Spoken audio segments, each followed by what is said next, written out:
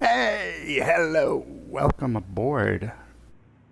Good day to you all, ladies and gentlemen. We are here inside of Xplane, which is a simulator I don't normally stream.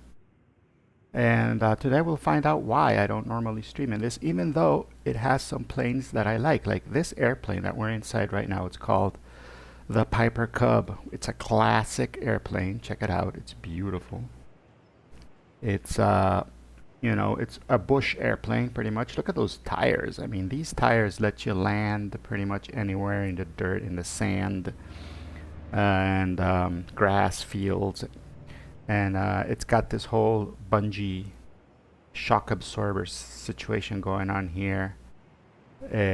So it's you know, it's a cool plane. It's a very cool plane. But this exact airplane, the Piper Cub, which is the classic one, and this one is the Piper Super Cub. It's got a better engine than the Cub. The original Cub was pretty lousy. But this exact airplane is not available in Microsoft Flight Simulator, and at least not default. And here in Xplane, it's a default airplane. So if I want to fly this plane, you know, I'll just boot up. I'll boot up Xplane and fly it around. And that's what we're going to do today. We're going to fly from, let me see if I can show you where we're going to go today. I'm thinking it's going to work. Ah, it does kind of work. All right. We are here up at the top today at 086, and 086 is called Trinity Center. And this is, by the way, for those who want to see exactly where we are, we're in California. I have I don't know, I'm kind of liking this whole area of the United States. The northwestern part of the U.S. is beautiful.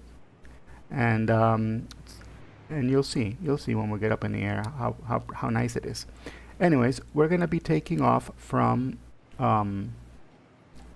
Trinity Center, which is right on the edge of this lake. And I don't know why the name of the lake isn't showing up, is it? Minersville? Minersville is over here. But this whole thing it's got a name, I just don't know where it is. I don't have it. It's not showing up here for me. But we're going to take off from here, from 086, and then we're going to fly down this river. Down this river here to this side over here, and we're probably going to take this shortcut here and then follow this road. Or we could probably just go here. I think this is probably a better idea. We'll go over to the end here and then we'll follow this road, because it seems that there's less altitude that we're going to need to cross over here to get to 054, which is called Weaverville, United States.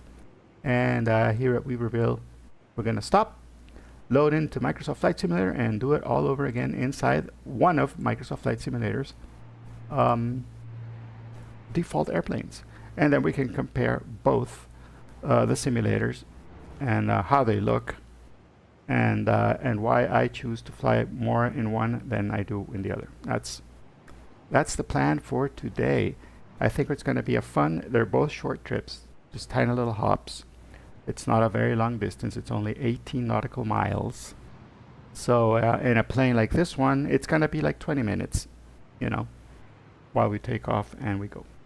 So let's get this puppy started. This airplane is very simple.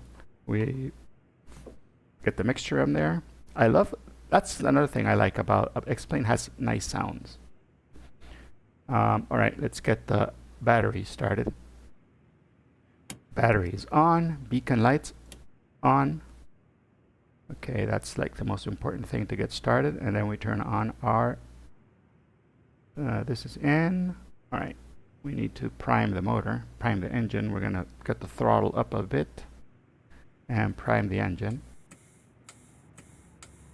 All right, 3 shots of prime.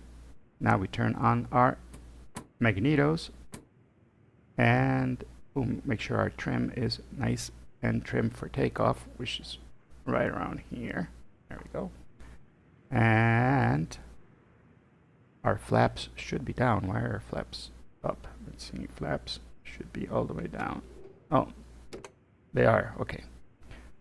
Now we can turn the airplane on. And we put our feet on the brakes. All right. What? Heel brakes, heel brakes. I think this is the parking brake. Parking brake. Ah, there we go. Parking brake is on. Cool. Check it out. Our airplane is on. We're on. We're live. And now we can turn on the rest of the stuff. We can turn on our navigation lights. We can turn on our avionics. We can turn on our taxi lights. The amps go up as soon as we start turning stuff on, which is all right.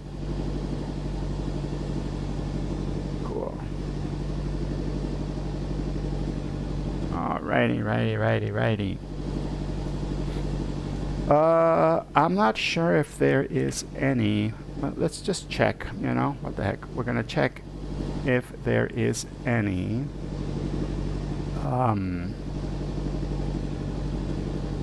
edge. Microsoft Edge. Here we are.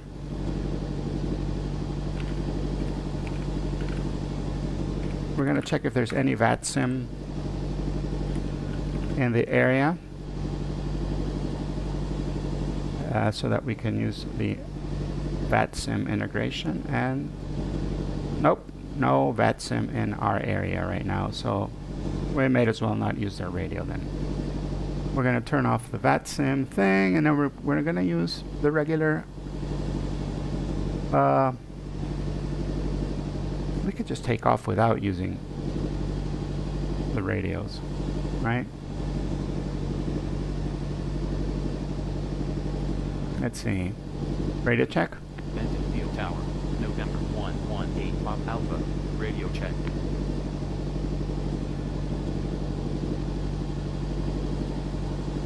The air traffic control in both simulators is awful. It's just awful. Alright, let's lower. Actually, we'll put it at 2000. We can do a run up. Here we are at 2000. We turn one magneto off. Can we see? Yeah, we can see. There we go. One magneto off. Less than 100. Put it back to both. Back. The other magneto goes down. We still have only less than 100. So that is good. And the carburetor heat on. And it only goes down to 100. So our RPMs are good. Run up complete.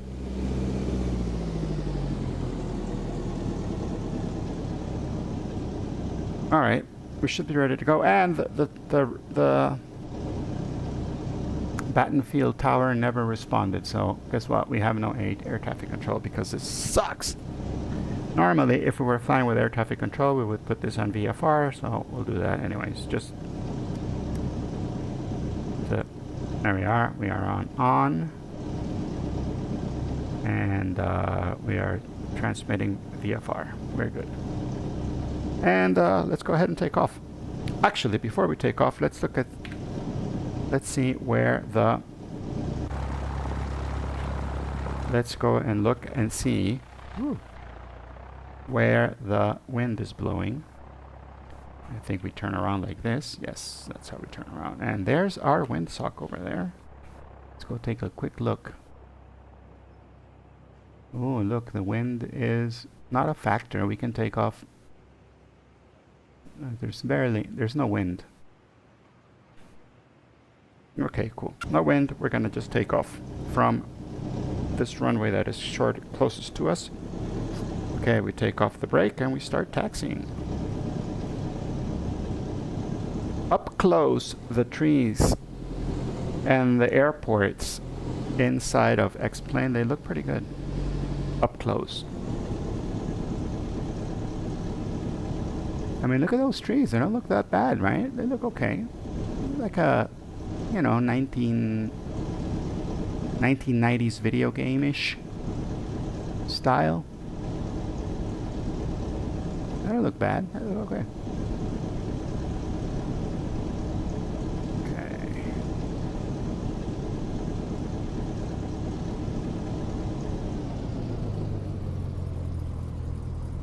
This is a default, by the way. Today, our comparison of both games is default. This is what you get out of the box.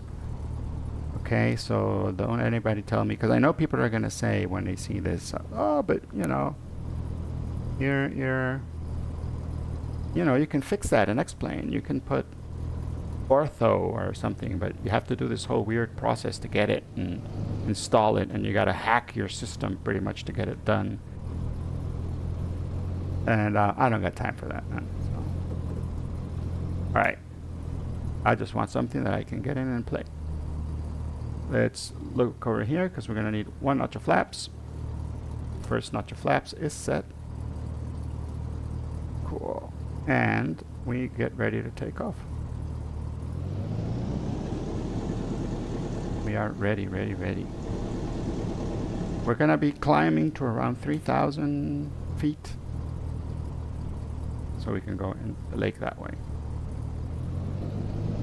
And we push it, throttle to the top.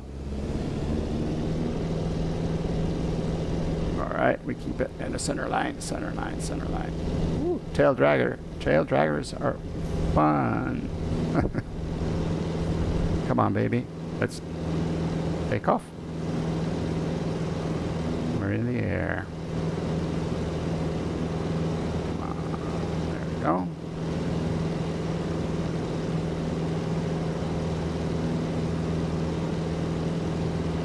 I did not check the weather. I should have. See if this thing works. Ah! No, not this one. This thing.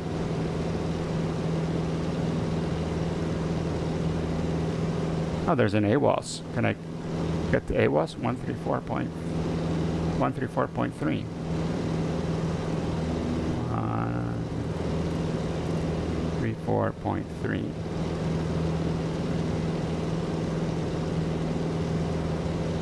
At 10 miles, sky clear, temperature 28, 2.9er, altimeter 2998. 2998. Wow. We are at 29er. Observation 8. There we go. Wind light and variable. Visibility more than 10 miles. Sky clear. Temperature 28. Thank you. Turn that off. And we'll start our flight in this direction. Look at these beaches. Say, that just, I don't like it. Why do the beaches look like that? There's the airport we just took off from. And here's a windmill up there at the top. Wind power. Alright, we're at 3,500. I'm going to start trimming the plane down. And we'll take the flaps down. That helps. And we take the power down a bit. And let's see. There we are. Look at that. Pretty, huh? The plane looks great, by the way. That's a seat for the passenger in the back. Look at that. Ooh. By the way, we're flying with live weather and live time. This is what it looks like right now over there.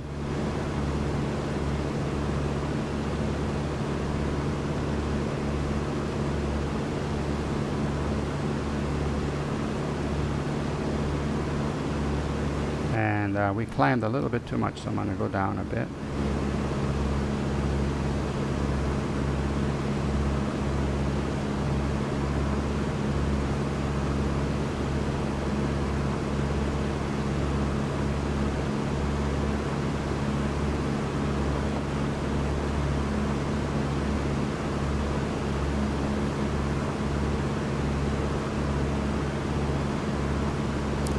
See what it looks like from outside. Into this. This is a pretty cool thing that this game does. Here, that. Oh, what's going on? Oh, sorry about that. Let's do it again. We can do flybys.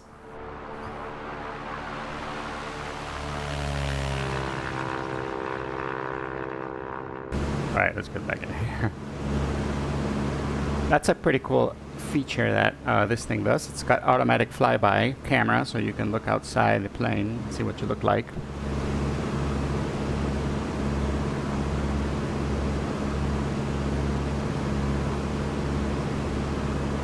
The camera system, somebody told me once, is amazing in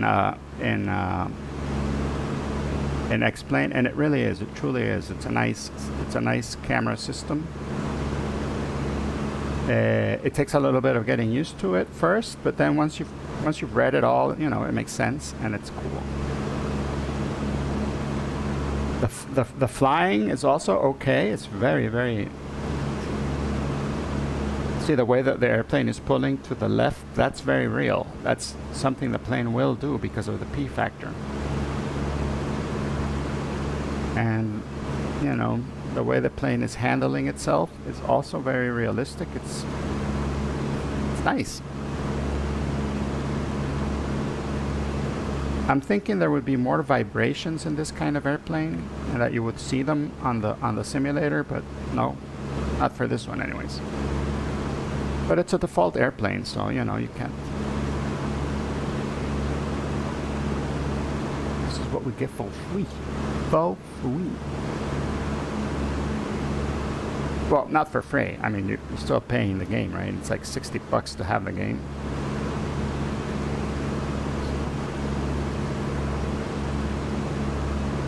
But it's a fun airplane. I mean, we're flying inside of a cloth airplane, guys. This is made out of cloth and little bars of aluminum and steel.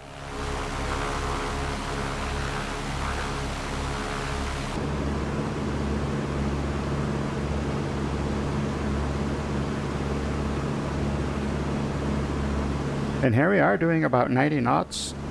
The airspeed is in knots or miles per hour? No, this is in miles per hour. We're going 90, around 85 maybe. Yeah. 85 miles per hour. It's not even knots in this airplane. You can go a little faster.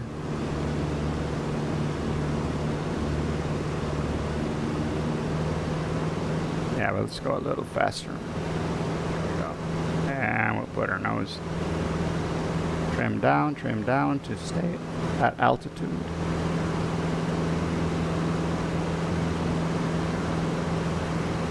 There we go. Now we're going over 100 miles an hour. Woo! We're flying now, baby.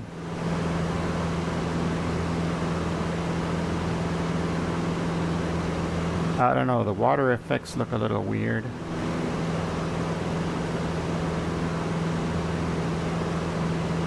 It looks very computer generated, doesn't it? It looks extremely computer generated. You know, but it is. It's like somebody got a very low resolution map of the world and they made the Xplane world with that data. Not necessarily the pictures, because I don't think they have pictures. They just have the data of what it's supposed to look like, and then they drew it in.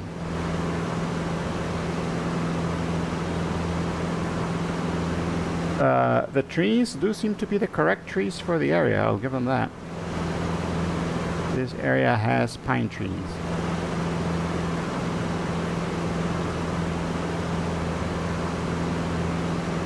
But the shores, I mean, come on, that kills me. I don't think it's all sandy shores. Not all of them, I don't think.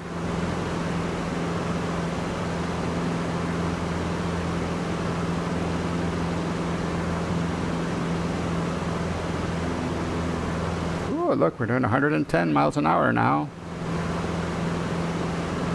Now we're cooking.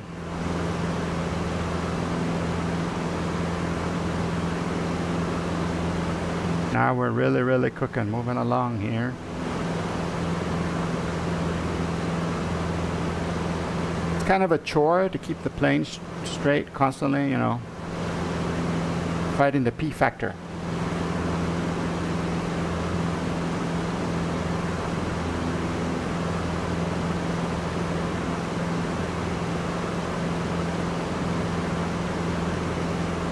We're coming to the intersection.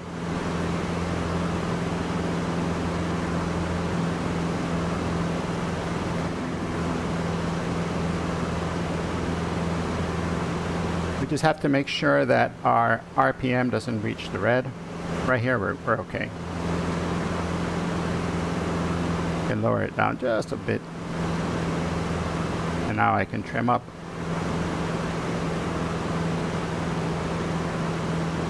Yeah, the things we need to stay is make sure that everything stays in the green. This has to stay in the green. This has to stay in the green. This has to stay in the green.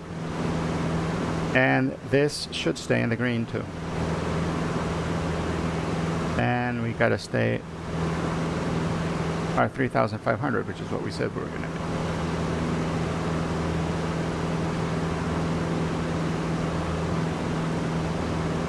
do. We are following this river. I wonder if flying lower makes it look better. I doubt it. Let's see. I'm gonna buzz the water. I'm gonna get down, down, down, and try to get close to the beach here.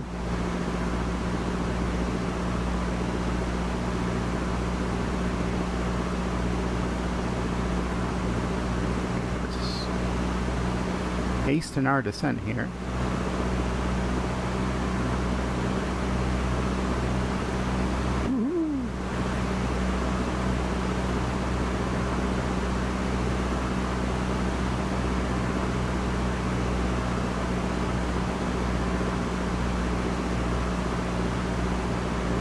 So flying closer does kind of make it look a little better, see?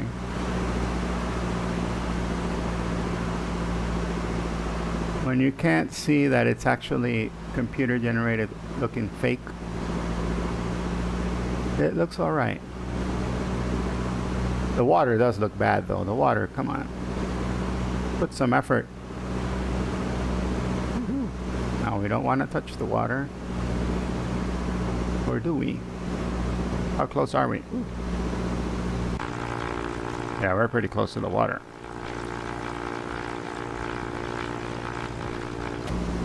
Alright, let's go back up.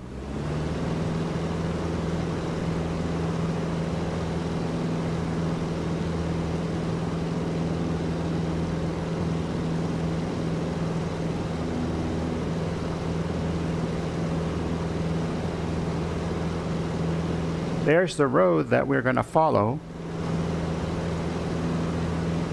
This little area here, according to Navigraph, is called Pinewood Cove. Pinewood Cove. Pinewood. Alright, and here's the road we're going to follow. This road, which looks, I mean, it looks pretty ridiculous, but that's the one we're going to follow. So let's follow it.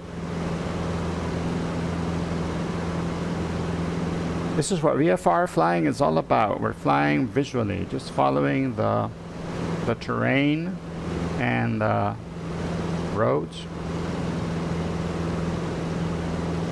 and stuff we know, right?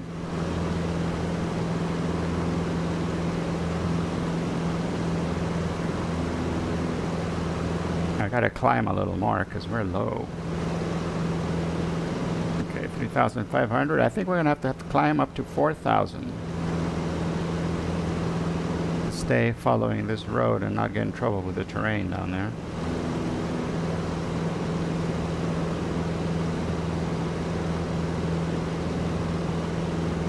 And we gotta try to not get confused with the roads because there's another road here. And we're following, yeah, we're following the big one, this one, the main one.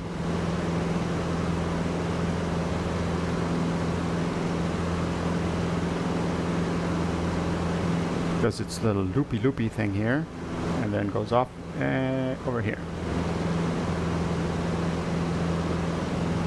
After its loopy thing. And then it does this winding all the way over to this side. So we can go ahead and skip over to that side.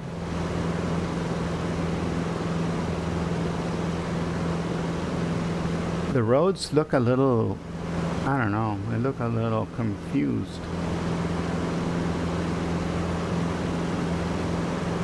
Alright, let's put the nose down a bit.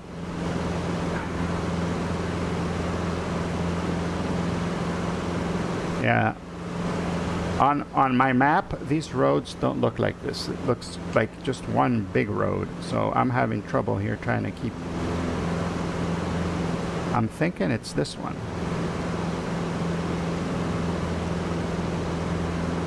Oh, we'll see.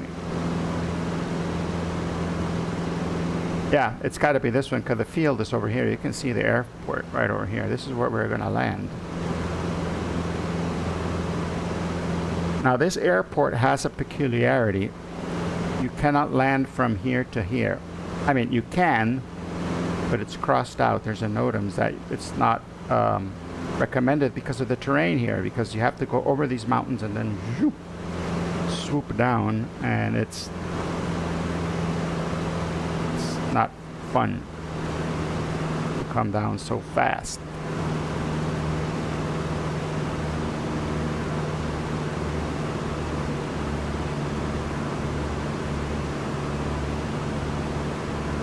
So what we're going to do is we're going to go just around this hill while we're descending, then go through here, and then enter a right pattern, right traffic pattern. That's what we're going.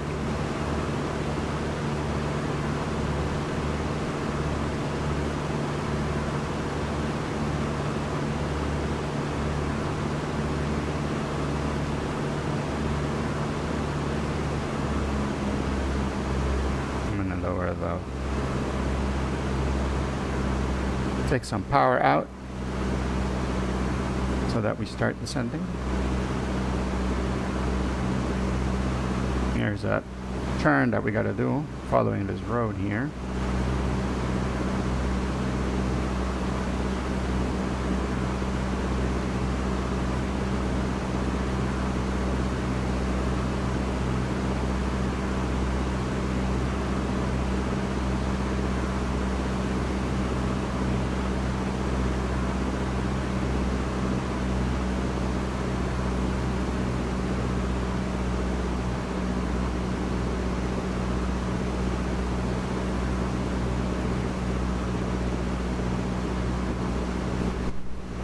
And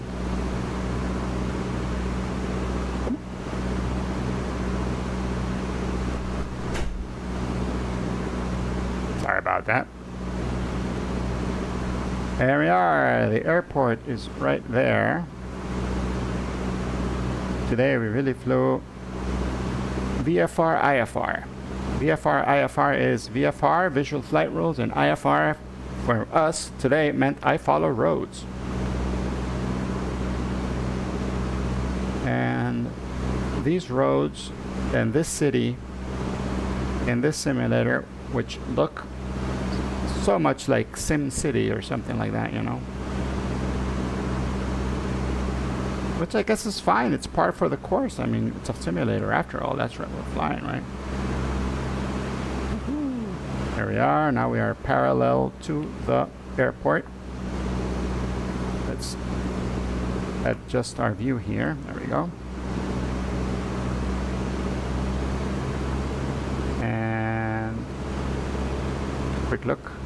Yep, we're parallel. We're good.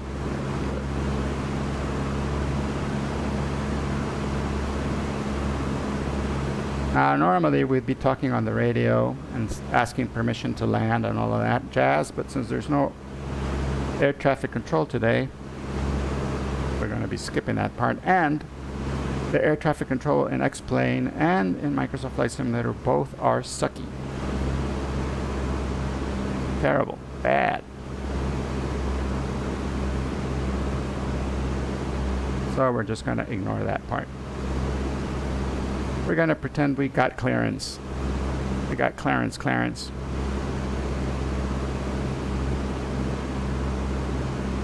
Hey, hello, it's Monday 17. Welcome along. How are ya? You're from YouTube. A YouTube dude. Welcome to the YouTubes. Right, now we're going to turn. We're going to lower the thing a bit. First notch of flaps. It's floaty. It's floaty. And we are going to turn all the way over until we see the runway. There's the runway. Now we're gonna just... We're high, but that's okay. This airplane is fantastic for these kinds of approaches.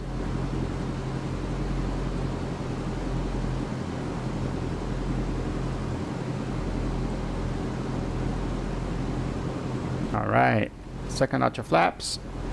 And we push the nose down because it wants to come up. You gotta keep it nice and steady. Look at that, we're flying at 50 miles an hour. 60 maybe, 60 miles an hour.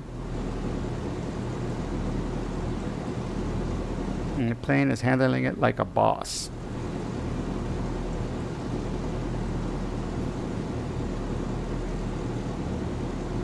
I find it crazy that an airplane can actually fly at 60 miles an hour. But when you're as light as the Cub, then you can do that.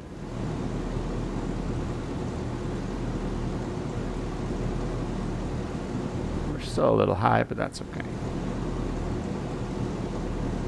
Lower the power a bit. Push the nose down. There we go.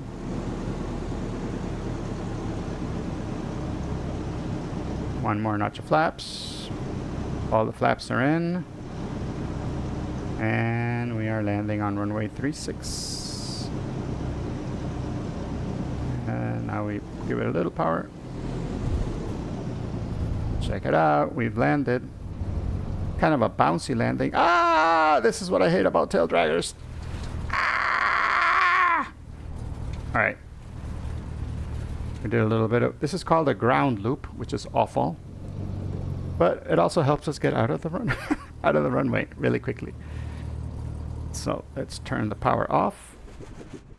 And here's a cool thing that I wish Microsoft Flight Simulator had, and it doesn't have. And let's do it from here. Where is it? Here we are. Flight.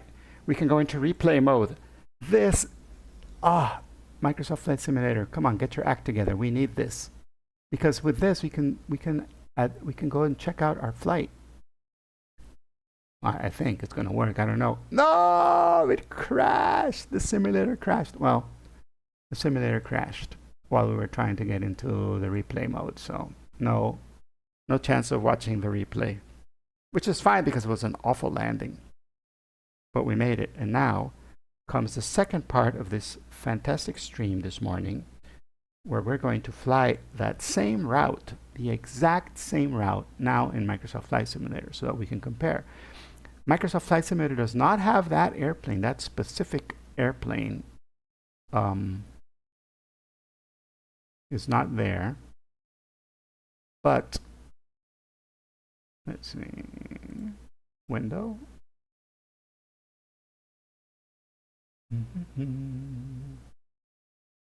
Exit edge. There we are, Microsoft Flight Simulator. Now you guys should see that. There we go. Now we're loading into Flight Simulator. There is an airplane that looks very much like it, which is it's also a Cub. And it's called the Savage Cub, which is like the closest plane that is default. By default, it's a plane that comes with Microsoft Flight Simulator. Because we're flying default today, we're not using any fancy add-ins or plugins or anything. I wanted to make it a fair comparison between both simulators.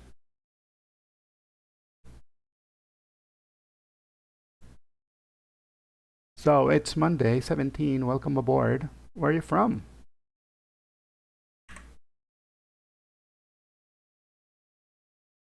It's nice to have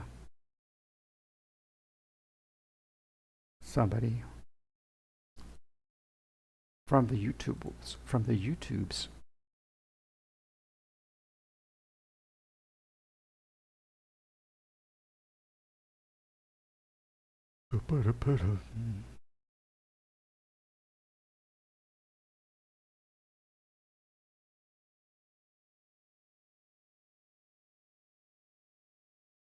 All right.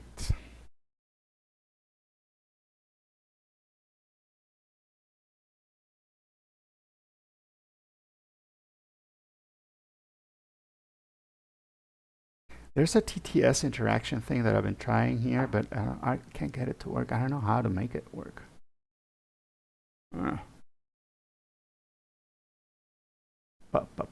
Let's see. Chat settings, highlight chats.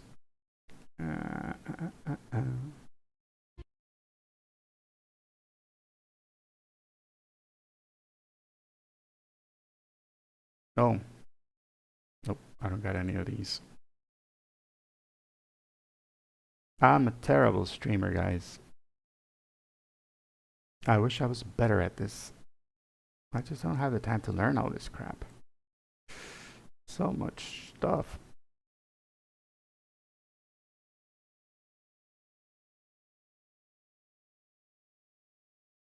There's a Minecraft thing? Setting up Minecraft. Interactions that rely... Oh, you gotta have Minecraft installed. Okay, but since I don't play in Minecraft, I guess that's fine.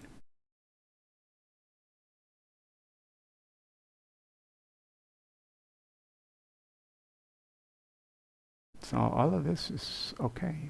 How do I make any of this work? Didn't know.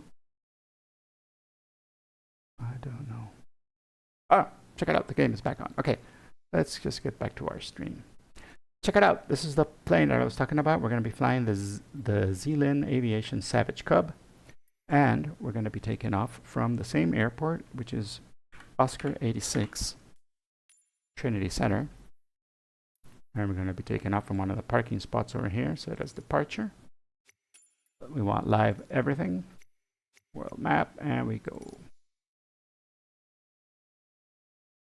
We go. Hey, another viewer. Hello. Welcome, viewer. How are you? I hope you guys are doing well. And having a good time watching. And I'd appreciate it if you're new here. Please give us a follow.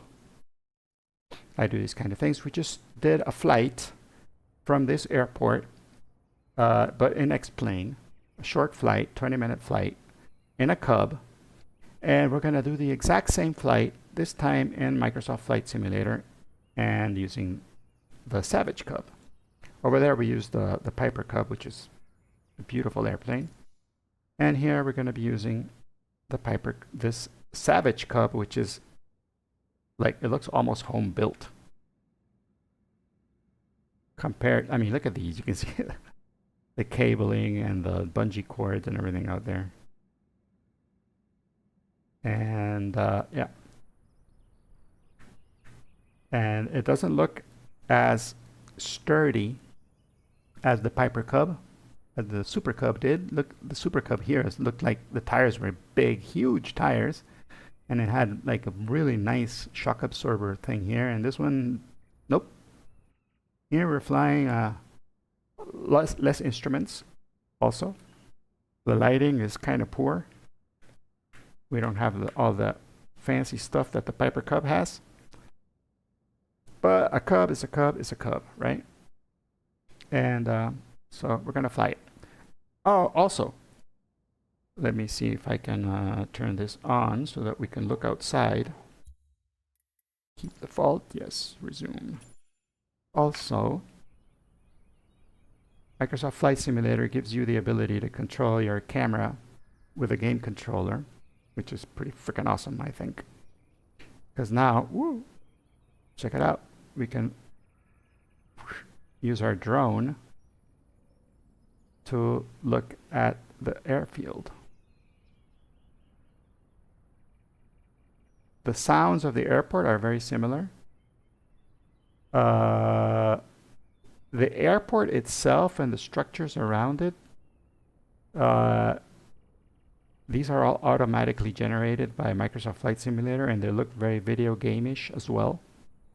You know, they look a little more anti-aliased than the ones in Xplane, but they do not look good. I mean, they don't really look that great. You know, it's like I say they both behave very similar. And the windsock over here is having a fight with a tree. So I don't know what the point of having a windsock that is completely engulfed by a tree. And the wind is favoring taking off in that direction today, even though we just took off in the other direction in Xplane. Just a little bit of a wind that's blowing from that side. So we're going to take off from that side on this occasion. We're going to take off from over there. So let's get back in the plane and let's get these puppies started, shall we? Yeah. All right. First things we need to do is check that our trim is properly set. Ooh. Uh-huh. This is the circle. I don't know what the circle means on this one. I guess we're gonna, oh, no, here we are. There we go, there we go. I think, nope, that's not moving. Well, I don't know what the circle means, so we're gonna find out while we're in the air, which is scary. Scary, scary, scary. All right, now let's turn the airplane on. And on this airplane, I think the battery is always on. Is that true? Let's see. This one does not have parking brakes, so we got to put our feet on the brakes. And we got to turn this on. These are the magnetos. Ignition on. See? Ooh. Alt warning. Cool. And so we turn this on. Oh, strobe lights should go on. Strobe lights. Are they on? Yeah, the strobe light is on. People will know. And then we yell, clear! And then we turn on the airplane. This airplane does not have a mixture control. It only has power. Power lever. This is it. Oh, it's got a throttle. This thing is like, looks like it's been put together by, you know, whoever owns it. All right, let's turn on our landing lights and our radios. And we're going to be on standby VFR. We got a transponder. So we got a transponder and a radio, which is not bad for a tiny little old airplane. A put together airplane that barely has any stuff. All right, and let's raise our head here a little bit so that we can see over the nose. Okay, so we're going to be turning in that direction, and we'll give it some power.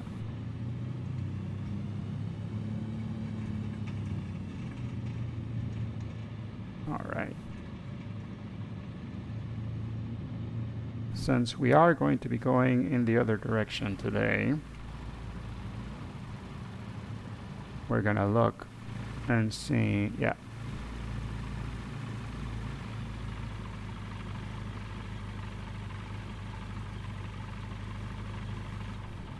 All right. We got to go all the way to the other side of the runway.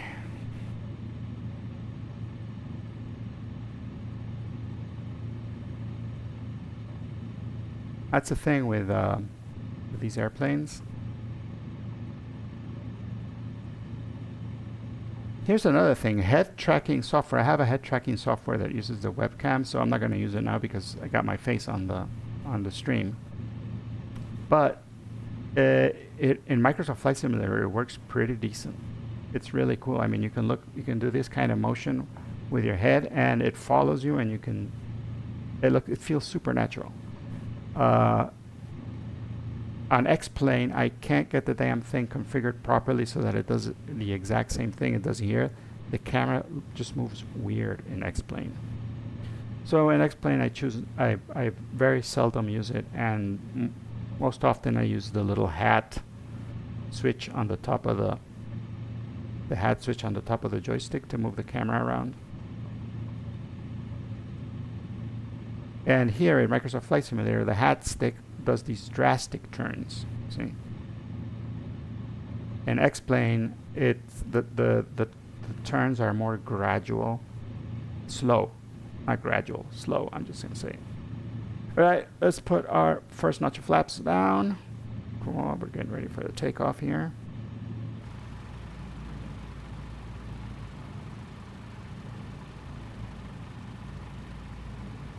The default camera placement in Microsoft Flight Simulator is a little better, I think.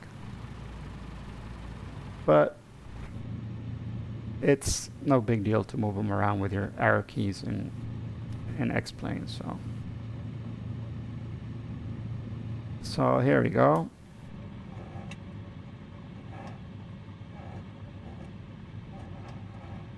All right. Let's get onto the runway for our takeoff.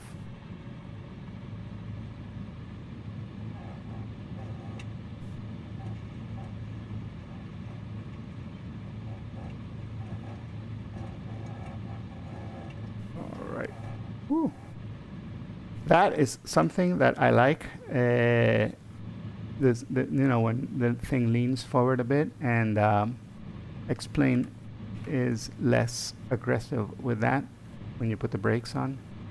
Microsoft Flight Simulator is a little more exaggerated with it. Oh, it's all right. Ooh. All right, let's go ahead and take off. Full power. Tail comes up. Here we are.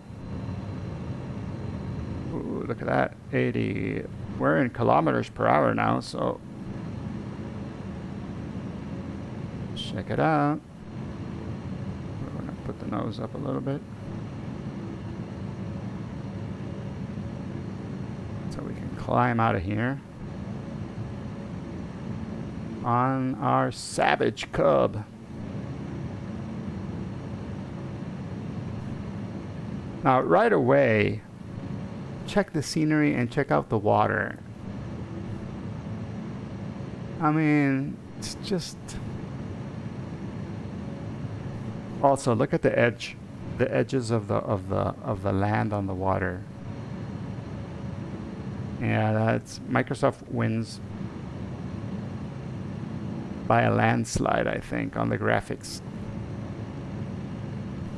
And the auto-generated trees, and the fact that they seem to be just more realistic, really.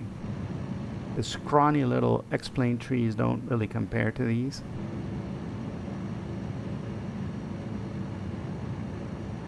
It just looks way more real.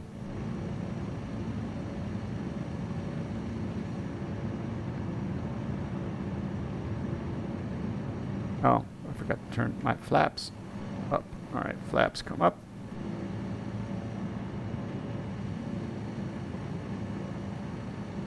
All right, now we got to take the throttle down because we're in the yellow, which is fine. You can fly in the yellow safely if there's no turbulence. And in this case, it's a beautiful day. It's a beautiful morning. There is zero turbulence. And here's a thing. Okay, now here's the thing about the flight model. The P factor in Microsoft Flight Simulator, at least for this airplane, look how long it's taking for it to actually affect the turn of the plane. And in Xplane, I gotta be constantly adjusting, and that's more real. And here in Microsoft Flight Simulator, they are a lot more forgiving with that. The P factor is much less of a factor here.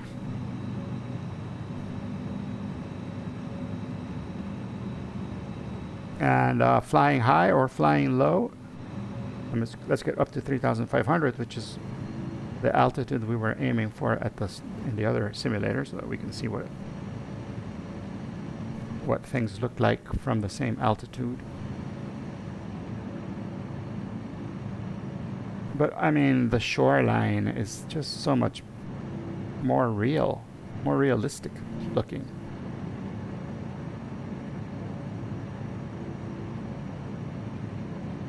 It looks less computer generated. All right. We're at 3,500. We're going to go ahead and level out. And look at that. Oh, look at the mountains over there, and then with the little snow at the top. That looks nice. That looks so cool.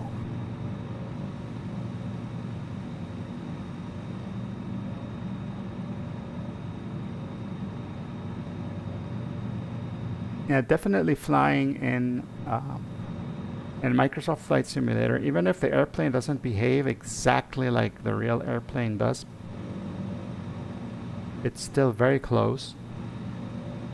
It's good enough. And the experience is just so much nicer, so much better. Look at that.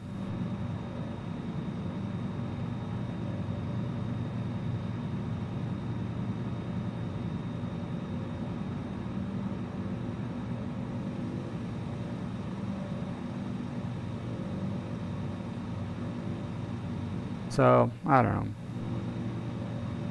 I would think, I don't know, in a perfect world, I would try to incorporate like the plane characteristics and the models that Xplane uses into Microsoft Flight Simulator, because the world in Microsoft Flight Simulator is just so much better, so much prettier.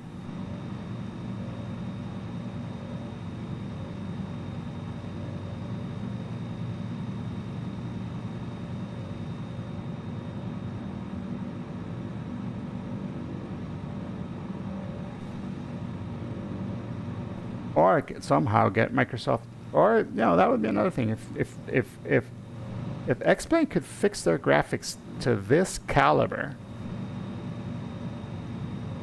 then yeah, it would be very compelling. But as it is, I only use it because it has 3 planes that I like. The Vans RV-10, which is a nice airplane. The Baron, because it's got the steam gauges. And I like the old Baron. And it's fun to fly it in Xplane, I gotta admit that. And the Piper Cub, beautiful plane. But I got this one, which is very similar here. Super similar here. And to be completely honest, if I'm gonna fly a Cub, it's probably gonna be an NX Cub from Cub Crafters, because that plane is just beautiful. It's my favorite Cub airplane.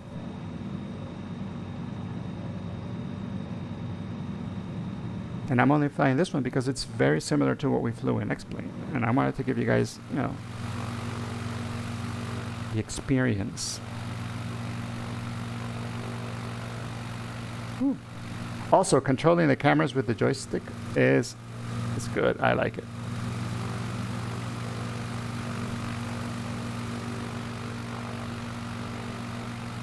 And look, you can even control the plane with the joystick as well.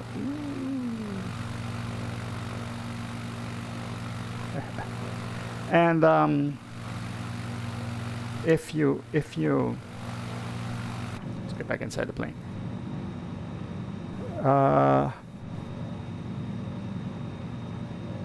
There are ways to make the flyby camera, even though that's not really available. But I've seen some people actually do it with a drone camera. They simulate that.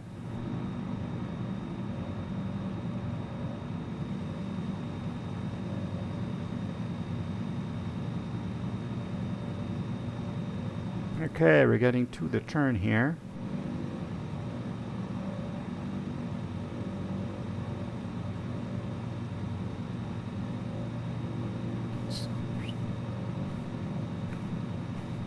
It's very, very aggressively. There we go. That's less aggressive.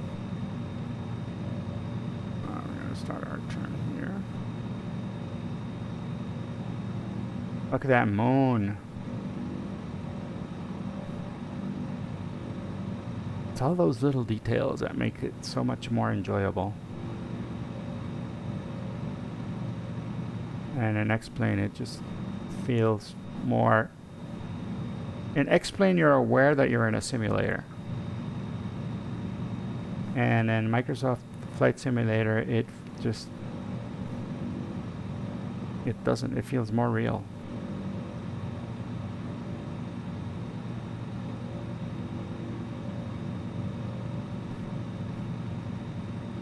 Okay, the road we're supposed to follow. Now here, this is going to be interesting because in Microsoft Flight Simulator, the trees, all of these trees that you see here are computer AI generated foliage or trees.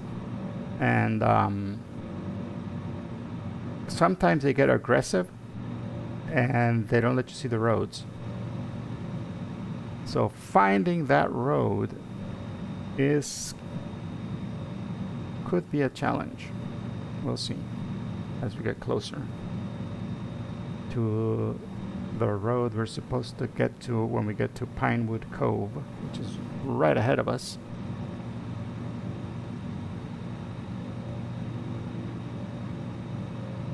I mean, even in Xplane, it was a little bit of a challenge to follow that road. So we're going to see if we can follow it here. And we were at 4,000 feet, weren't we? So I'm going to take it up a little bit. We're going to get to 4,000 feet and then start following that road. So we don't get in trouble with all of that terrain coming up ahead. Oh, a little stutter there, computer stutter. I'll forgive the stutters because I'm streaming. So, you know, the graphics is actually doing a lot. Alright, we're at 4,000. We're going to start to level off.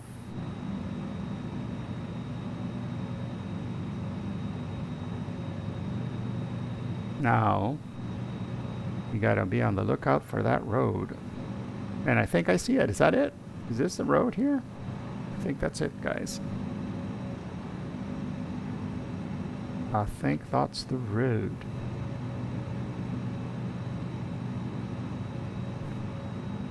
And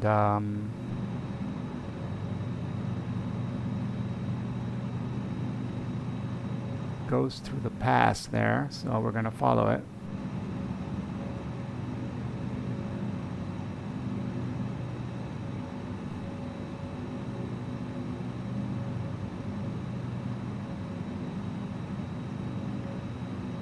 Like everywhere you put the camera, it's like a photo opportunity, isn't it? Nice. Ooh. Look at that. That's called an updraft from the terrain. And in Microsoft Flight Simulator, these are simulated a lot.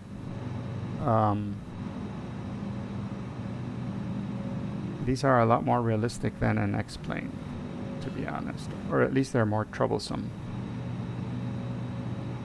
In terms of how, now you got to be aware of what you're doing and where you're flying, right?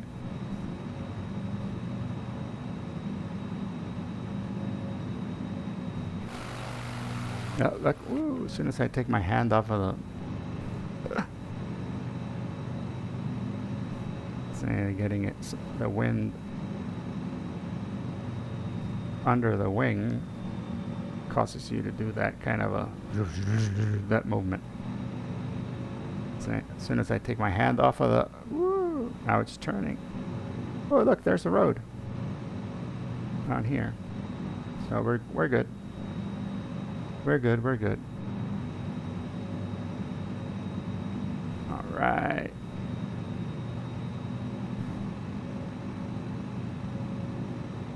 And here we're going to turn to the right more aggressively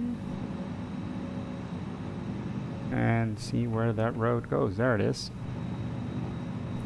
Going in that direction.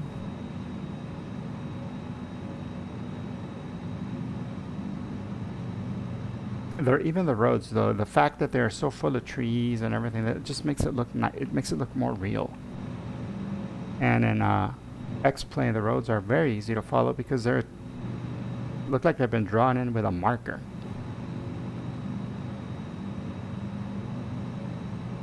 And this one you gotta pay attention just like in real life. Ooh, look at this updrafts and downdrafts. All this turbulence from the mountains. It's actually moving our airplane around.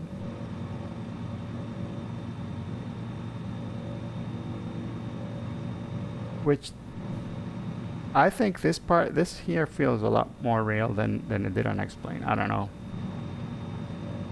Because the terrain here in El Salvador, where I'm learning to fly, is very similar to this in the terms that it's like super rocky. And yeah, man, the plane moves around a lot when you're flying over this kind of terrain. All right.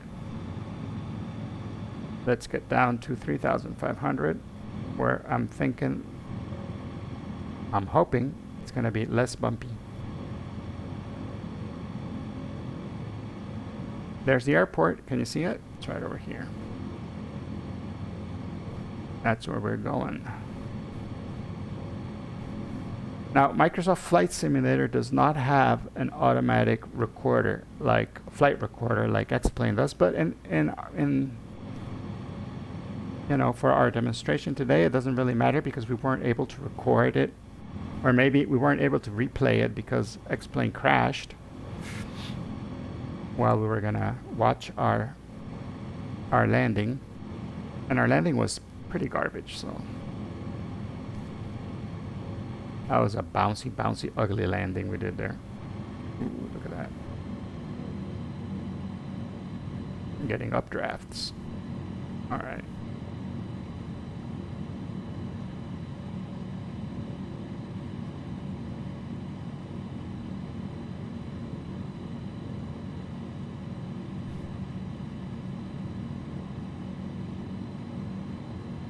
Yeah, we're getting a lot of updrafts.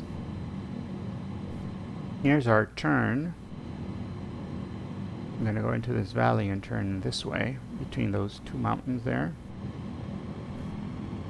We're going to try to stay above the terrain. There's the road at turning. You can see it over here. There's that road that we're following. And it does that very steep turn there, so we're going to do a turn in there.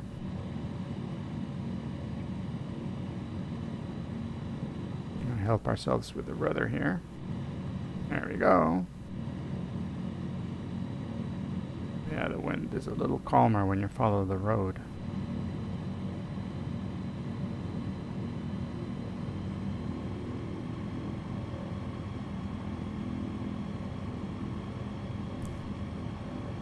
Okay, let's adjust our view here.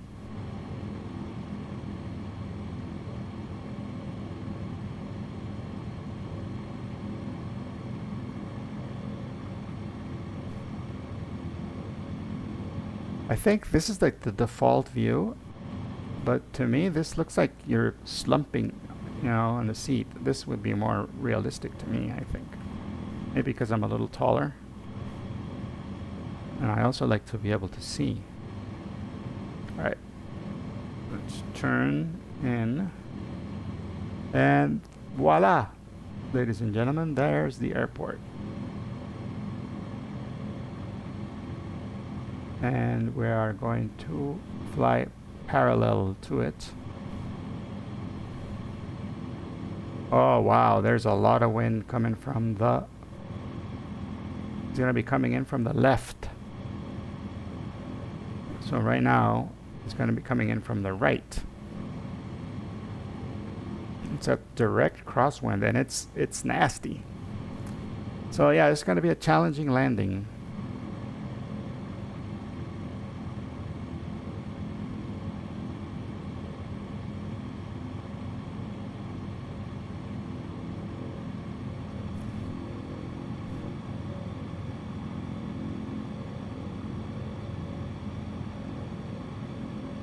This runway is at, let's get some information on it. Ooh, The runway is at 2,300 feet.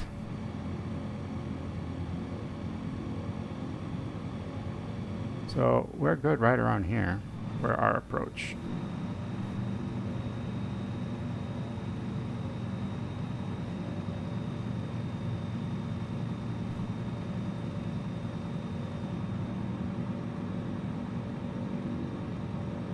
Even the automatically generated buildings look a little better.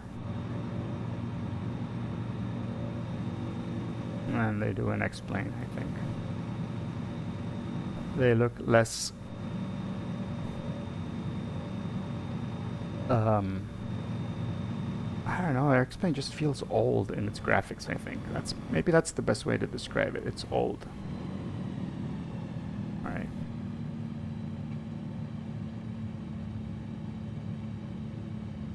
We're doing our turn here. Ooh, power lines.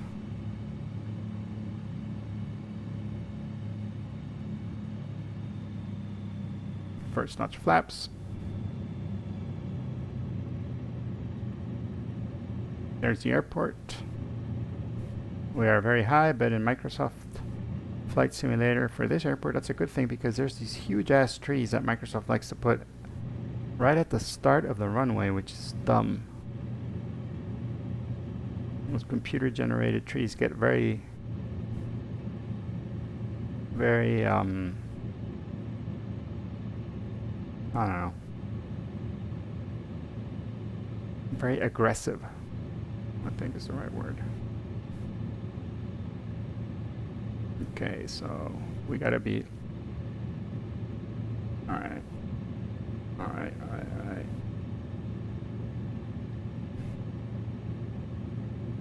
So far so good. We're coming in a little fast. We're gonna put another notch flaps there.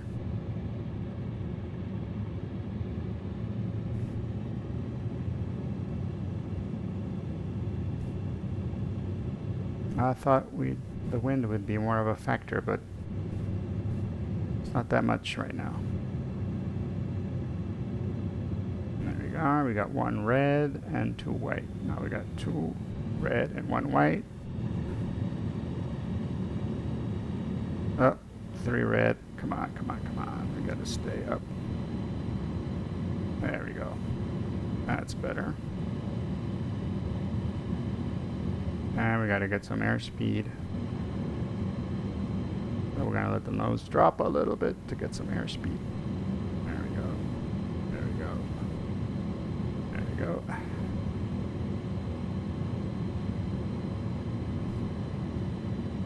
We are good. We are golden. Now time for our landing.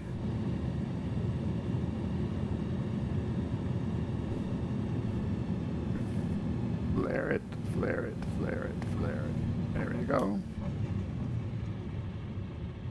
We have landed, gents. Let's take our flaps up. No ground loop this time. Woo! That was a better landing. I did practice it before, right, on Xplane, so.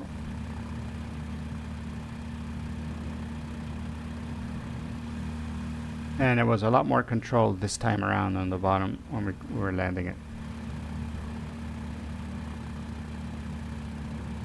Okie dokie, now we're gonna park ourselves right over here. Woo.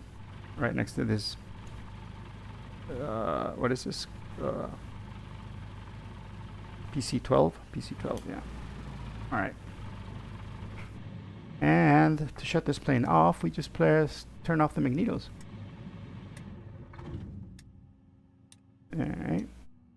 And there we go. We're set. We parked. And, oh, look at that. Our camera went weird, wonky. There we go. Where's our plane? Oh my gosh.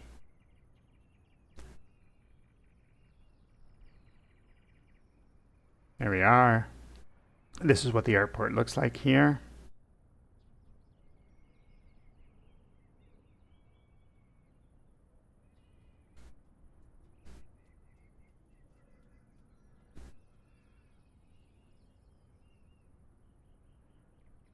Seeing a little helicopter parked there. It's nice, huh?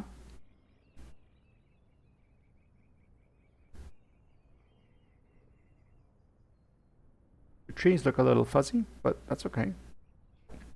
Trees look fuzzy when you're looking at them from a distance, so it's all right. So up close, down here at the airport level, like right around here, Xplane looks better, right? From up here, Microsoft Flight Simulator looks better. And the world in general, in my opinion, Microsoft Flight Simulator looks better. The actual flying of the airplanes depends very much on the plane you're flying, I think. So my, I don't know, my review is I like X-Planes. I like some things about X-Plane, but I like more things about Microsoft Flight Simulator better. And yeah. So now we got some time. So if you guys are willing, let me check first. I want to see if any of the regular people that I like to watch are online. Nope, they're not online. So let's do a NeoFly mission. You guys know I like to play NeoFly every once in a while. And right now in NeoFly, I am using the Baron, which is a cool airplane in my opinion. Hold on a second though. The sim Navigraph charts. Oh, okay. I need to install some stuff for Microsoft Flight Simulator, so let's do that now, quick. Let's update Microsoft Flight Simulator. Oh, it's still running, it says. That's weird. Did it get stuck on me? I think Microsoft Flight Simulator must have gotten stuck. Shutting down. Ah, there we go. Stopped. Now I can update the AirAC for Navigraph. Updating. And the avionics plugin update. Yep. And I'm going to turn that off. Cool. Now I'm going to be able to, I hope, we'll be able to get this running properly.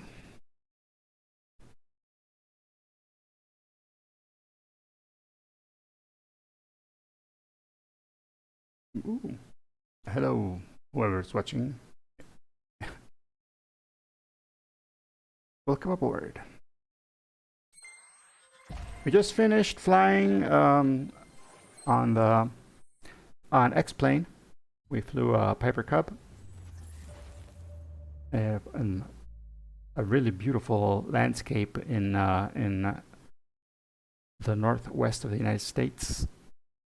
And then we flew the exact same route in Microsoft Flight Simulator so that you guys could see the difference between one simulator and the other one. And then I gave my impressions on both of them. And now I'm going to load up Microsoft Flight Simulator so that we can fly a NeoFly mission. And NeoFly is an add-on app that will give you missions to fly, and you can, you get paid and stuff. And then you can buy airplanes, hire people, and do all sorts of stuff. But it's fun because it gives you, it gives you randomly generated missions, and they tend to be very, very fun to fly, and usually go to places where you've never been, and that is also fun. So I'm going to, let's see, I'm going to fill up the airplane. Oh, yeah, I'm going to show you guys what I'm talking about when I say NeoFly. There we are. This is the window. Let's fill up the plane with 600 and that's 700 pounds of fuel. Yeah.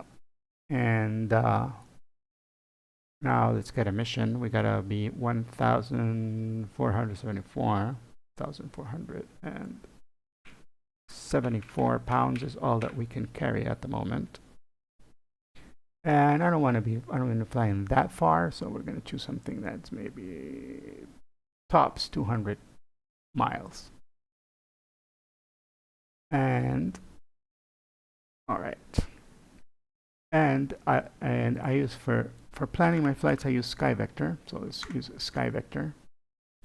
And so we can see where we're going. Right now, we're right at the top. This beautiful little airport. You'll see it as soon as we take off from there. Let's see, what can we do? No, I want something that is closer to the coast.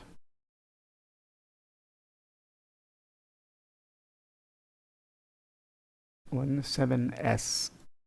What is 17S? Let's see.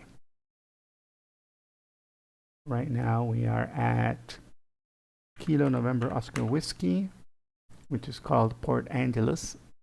Oh no, it's completely IFR there right now.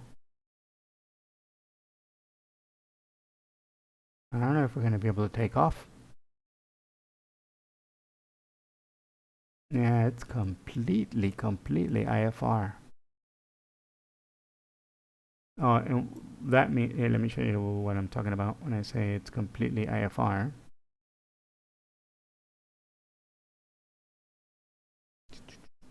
That is Microsoft Edge. And why isn't it showing up?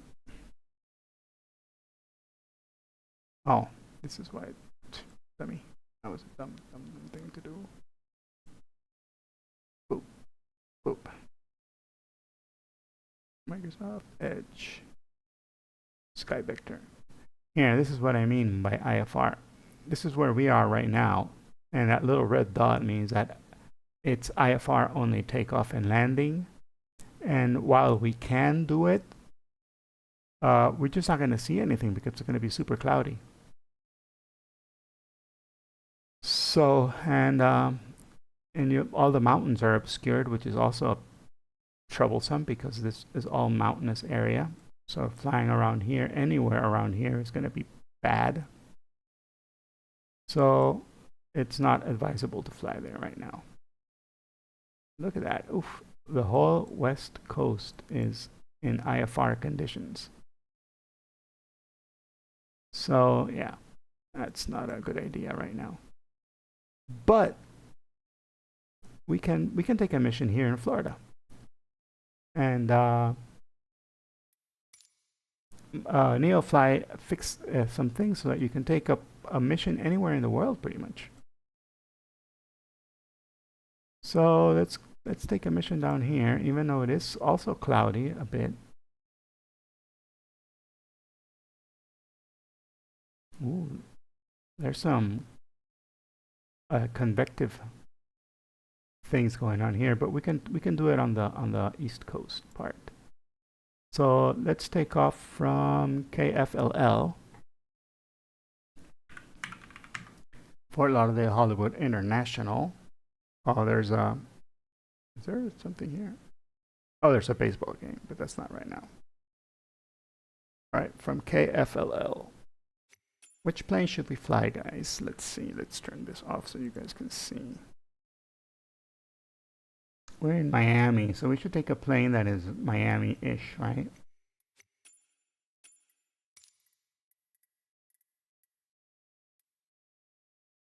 What's a good Miami plane? I like props. I don't like... Well, I like jets too, but... Take a Bonanza. Bonanza would be good. Airplane down there. Well, if we could take the Milviz 310R, or an Arrow, or a Cessna 152. I got the tri-motor, but that is just too slow. Ooh, dare. We could take a dare. Or a Diamond DA62, which I like. I really like this airplane. This airplane is so fancy and swanky.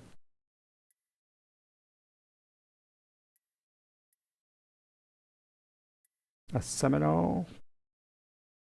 Or a Seneca. Ooh, Seneca's nice too. Or a Mooney. Have you guys? Yeah, I don't know. Have you guys have seen this one, right? You guys have seen the Coronado, the C-182RG. You could take that one. This is a very Miami-ish plane. And we can choose a livery that's nice, like this one. All right. And we start at KFLL. All right. This is a big airport. All right, let's depart. And let's go to GA. Is there a GA small? Yeah, GA small, ramp 80. There we are. Live weather. And let's get to it. Now, I also need to check if we got Batson coverage.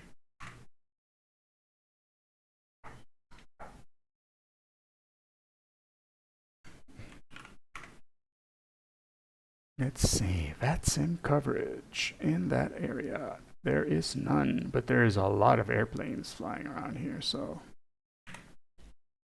it'll probably be good. VATS vPilot. It'll be good to have that up and running.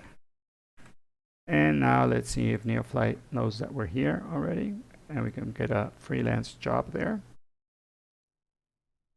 KFLL. There we go.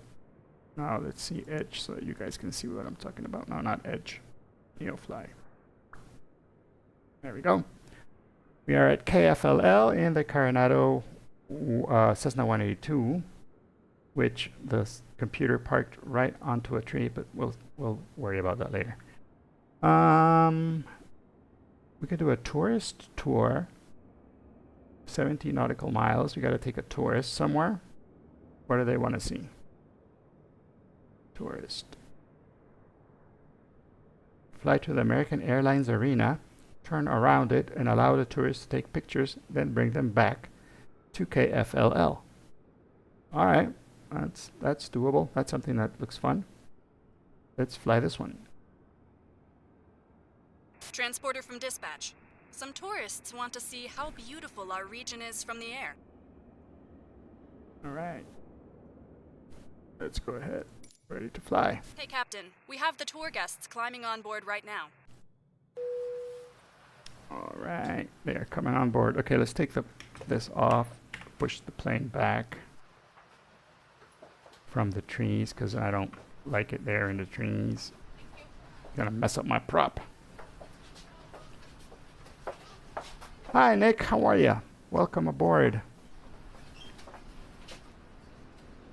Welcome aboard. Right now we're doing some Neoflight missions in Microsoft Flight Simulator. Transporter. All tourists are on board. Let's take some photos. Ooh, stop. Thank you. There we go. There we go. Plane is stopped. And let's get this peppy started, shall we? Okie dokie. So first things we got to do, we got to take the mixture in, prop in, throttle just a little bit, and then we got to turn on our battery alternator. We got to make sure our fuel is set to both, and it is. We got to get our auxiliary pump going. We got to get our beacon. Our beacon is on, and then we got to yell clear prop, and we got to turn this puppy on. You're good to go. Contact the tower for clearance. Oh, that's nice. Nice motor sounds there. put the parking brake on. And now we gotta turn on the rest of the airplane. We gotta turn our nav lights on. We gotta turn our taxi lights on. We don't need the pitot heat today. We're in Florida. We don't even need to prime it. That was good. Let's turn our avionics on. And we're gonna be squawking 1200.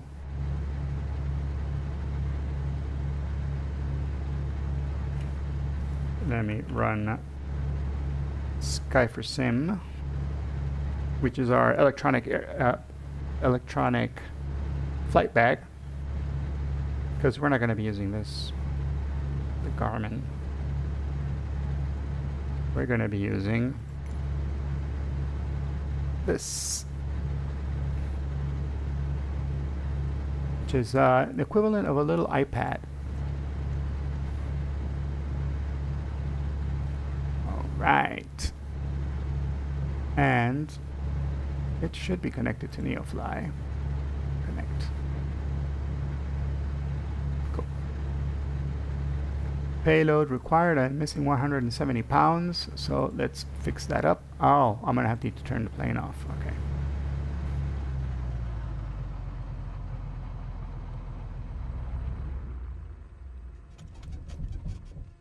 Alright.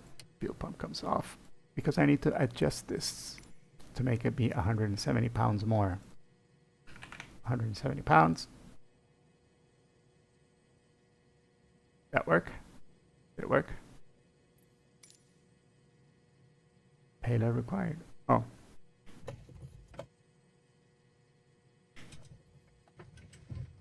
Why isn't it doing it? You'll fly. Payload required, 170. I have to add another 170?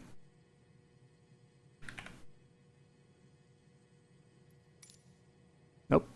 That's just stuck there, I think. Let's reset this. It's not doing anything. Let's just add 170 just in case it comes back online. It's not doing anything. All right. Anyways, we got to take off, and then we got to fly to here. No, not the Pegasus statue. We got to fly to the American Airlines Arena, which is south. Cool. American Airlines Arena. So we're just going to fly south to the American Airlines Arena. Okay. So we're going to be taking off from KFLL. Let's put our flight plan here. We're doing the Cessna 182RG.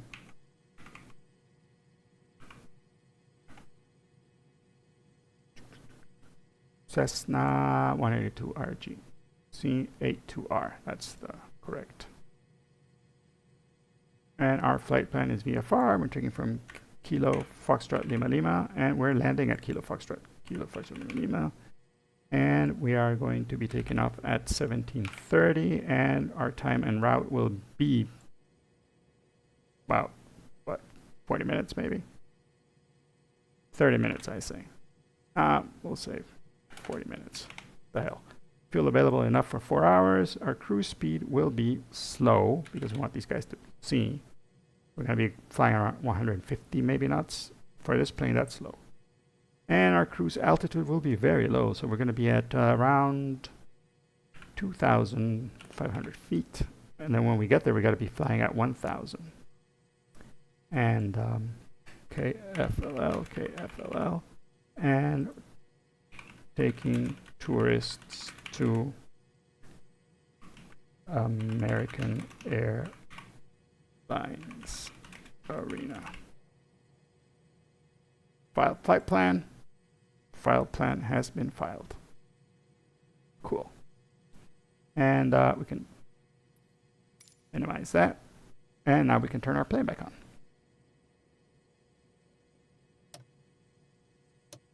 Fuel pump.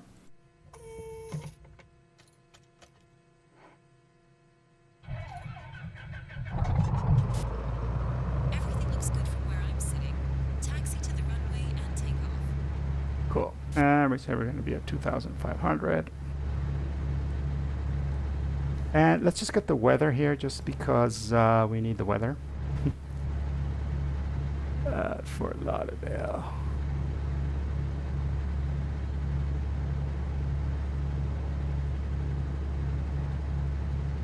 Where is the Fort Lauderdale weather? RKFLL. Cool. So we got to be at 29907. So we're going to put 29907 here on our altimeter. There we are. And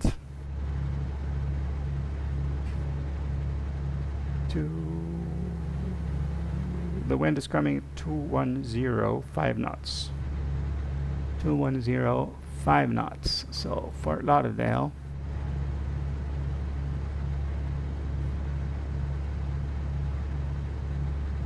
Doesn't have a runway 21, runway 28. So we'll take off from runway 28, I guess.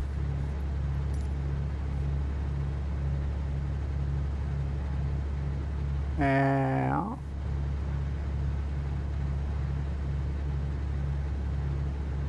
28 right is probably the best one for us.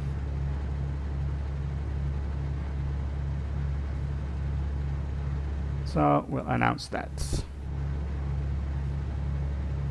Fort Lauderdale. Oh wait, we got to turn into the 122.8. The right frequency 122.8. Fort Lauderdale traffic, November 42 Mike Romeo Echo, type Cessna, taxiing to runway 28 right.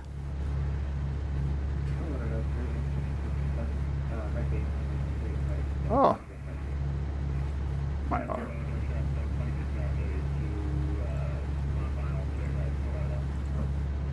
Let's see if we can hear it now.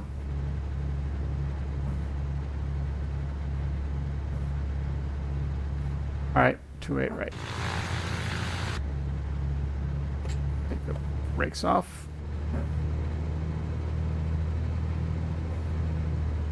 Let's do it here.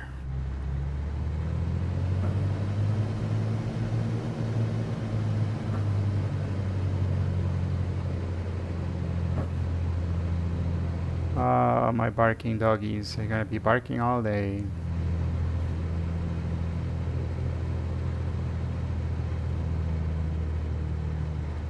They're gonna be barking all day, these babies.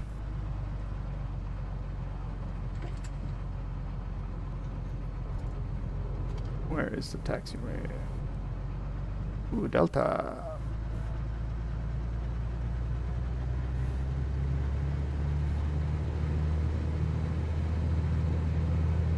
What up? Traffic Grumman 5047 alley, runway 28 right, Fort Lauderdale.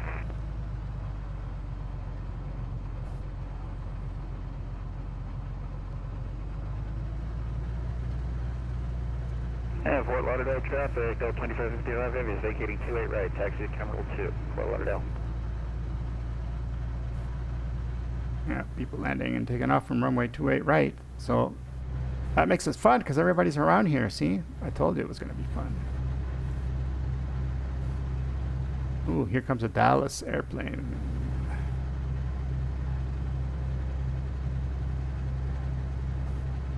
And he's going to land here, so I got better watch out for that dude, see where he's going to be landing.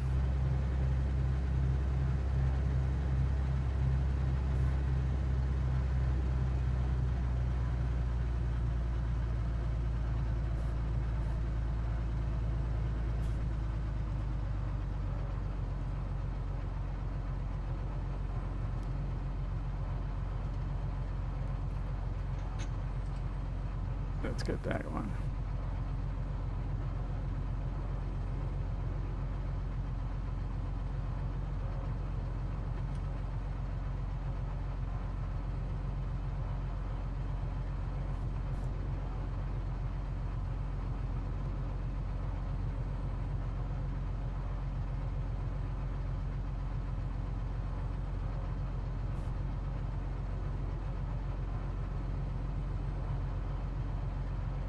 Fort Lauderdale traffic, November 42, Mike Romeo Echo, taking off runway 28 right for a south departure.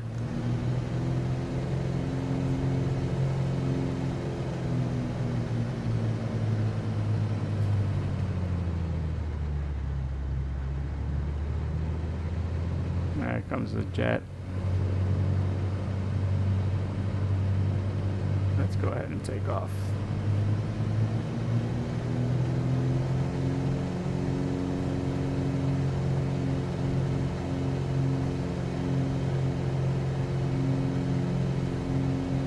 All right, we can rotate.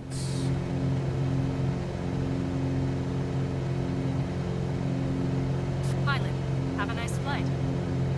Fort Lauderdale traffic, streaming 1315, come up on runway 28 right, Fort Lauderdale. Ooh, everybody's coming on runway 28 right.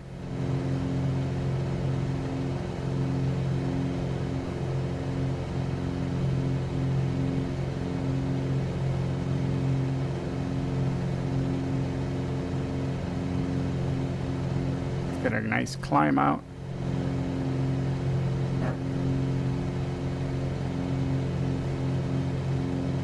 Flaps come up. Fort Lauderdale traffic, November 42, Mike Romeo Echo, turning left for a south departure, Fort Lauderdale.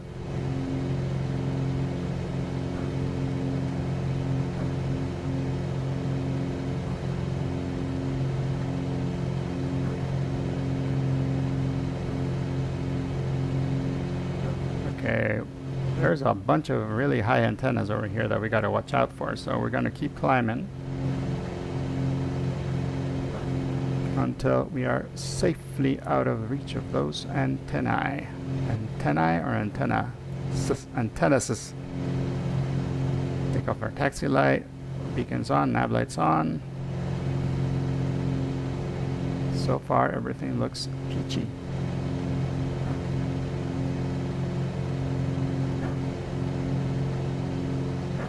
Oh, that weather over there looks bad, though.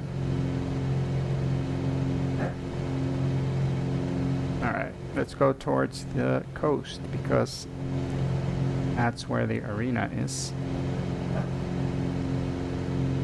Where our guys want to come and see. Cool thing about this airplane is retractable gear. So it's a Cessna that looks like it's missing its landing gear once it's in the air. And that makes it faster. So.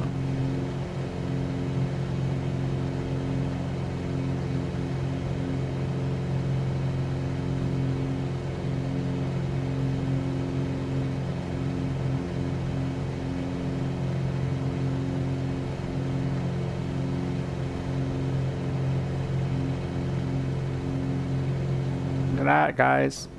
South Florida.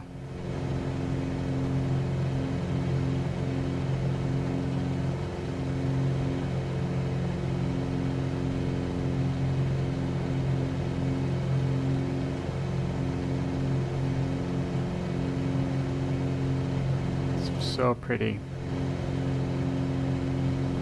Fort Lauderdale traffic, Spirit Wing 1350, taking runway 28 right, Fort Lauderdale.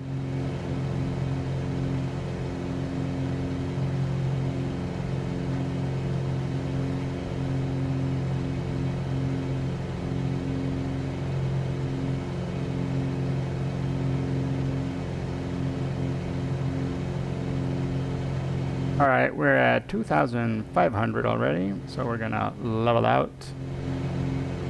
We passed it actually, we busted through the tops. So now we're gonna set our manifold pressure and our RPM to cruising configuration.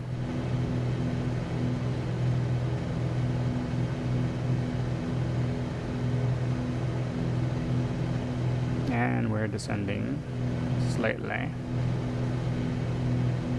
Fort Lauderdale traffic, serving 1350 kilo runway, Fort Lauderdale. Miami traffic, United 683, type CRJ, coming out of Concourse J, spot 27, taxiing runway 27 via Hotel Quebec 10, Miami. Alright.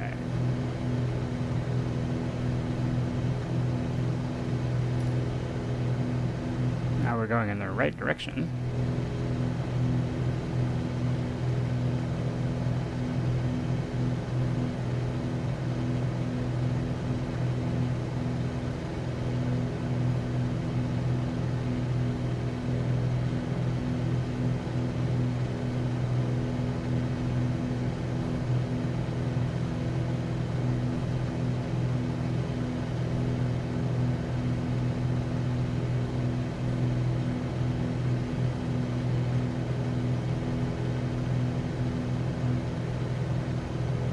Alright, now we gotta trim up, because we have gone a little bit below.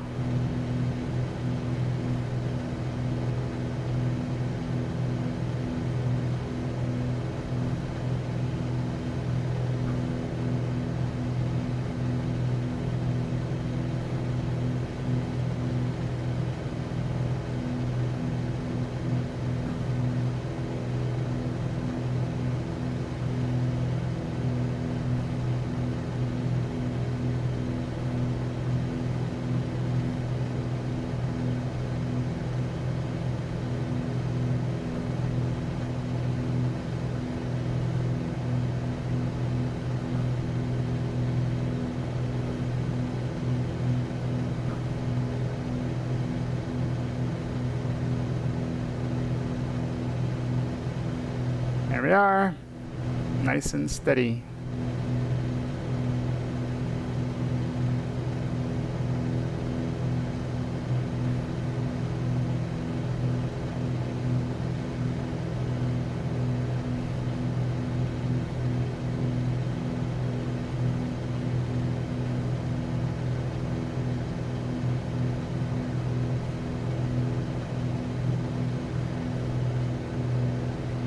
Miami traffic, United 683, lining up and taking off runway 27, departure to the north, Miami.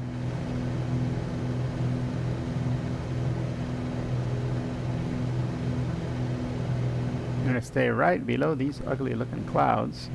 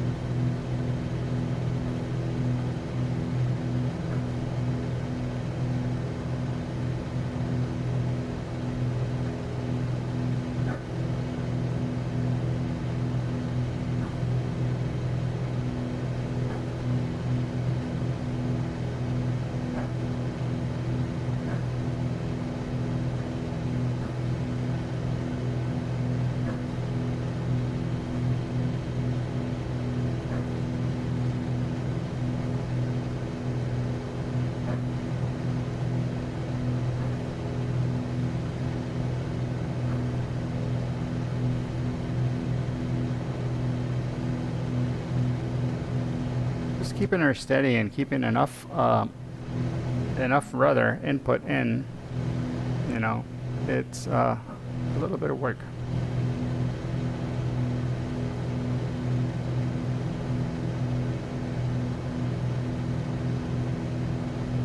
But, you know, still gives us a little bit of time to look around, check out this beautiful part of Florida. Ooh, training. Are we getting moisture on our plane? Yes, we are. And some drops there. Now, I don't see the arena yet. I don't know exactly where it's supposed to be. Oh, we're flying really close to it. The hell? There we go. It should be right over here on the edge. So, Transporter, you are less than 2 nautical miles from the POI. Stay under 1,000 feet. all right, under 1,000.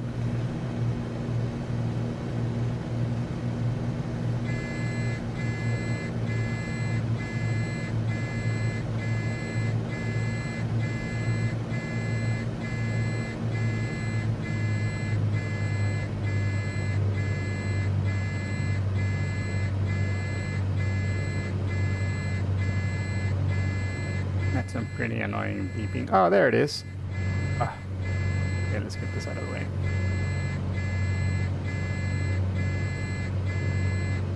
So we're gonna descend.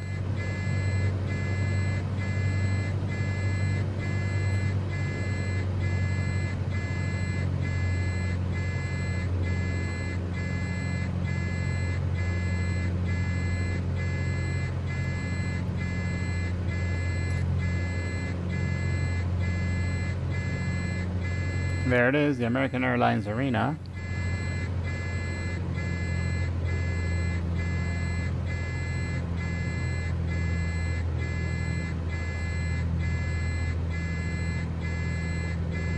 Why had we climbed so much? Oh.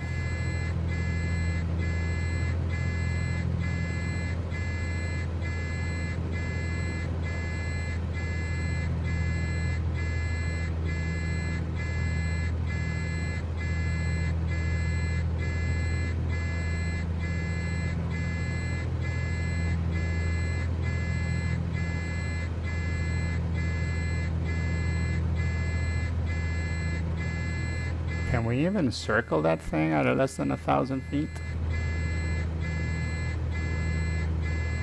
There are buildings around that thing.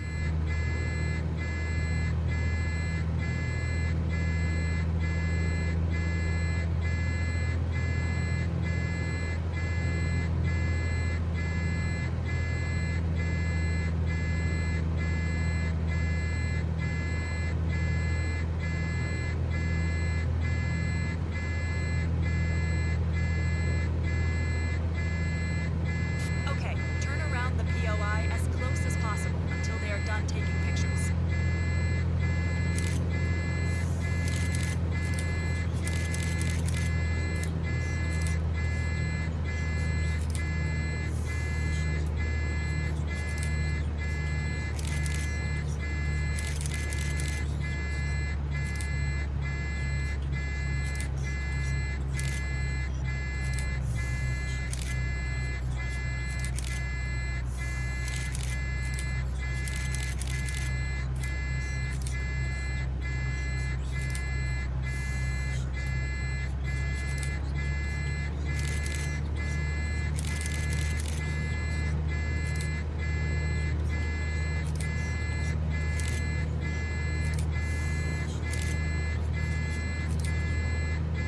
Transporter from dispatch. Enough pictures for today. Good job. You can come back. Alright. I'm sure that what we just did here was illegal, but...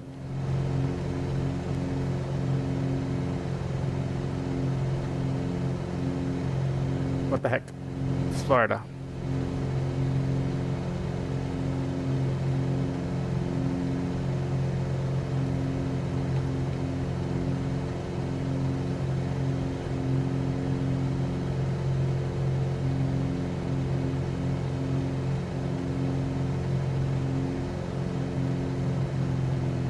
We're gonna stay at 1,500 probably.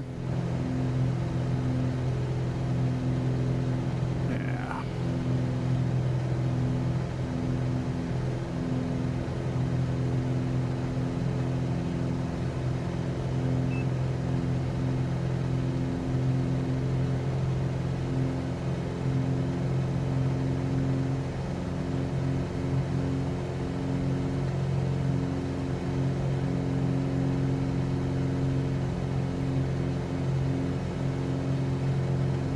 Let's stay at 2,000.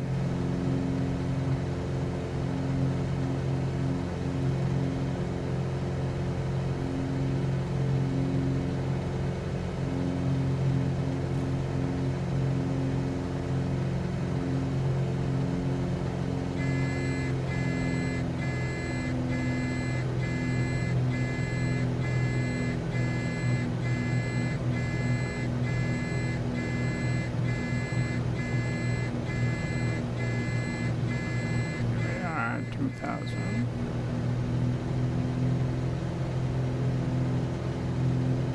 And around 20. Manifold. That air gear warning is Annoying. I guess it's supposed to be annoying, right? It's gotta keep you alive.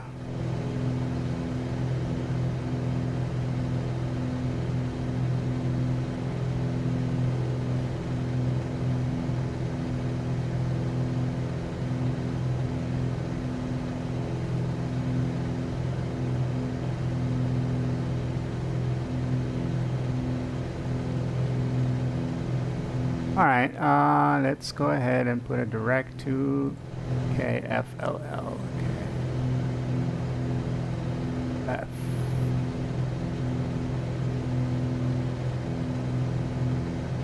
LL.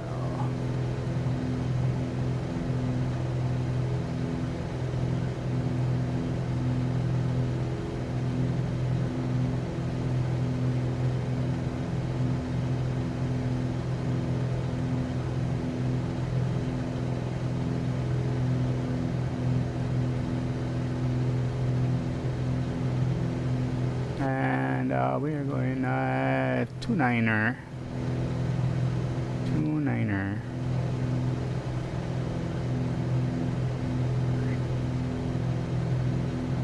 Whoa. Tough to control this thing. 29er. There.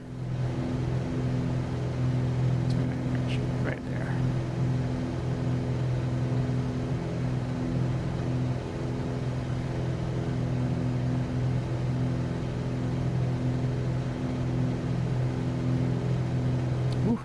Those antennae are tall, man. Let's see, what does it say here? This Sky Vector.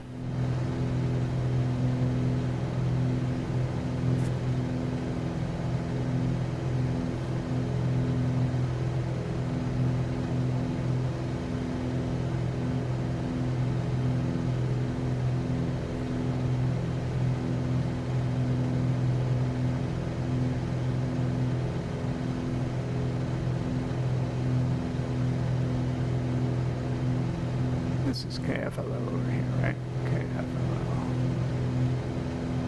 Yeah, there's some pretty tall tower, pretty tall antenna. And how tall are they? 1,300. Okay, so we're good. We're good at 2,000. Gonna be close.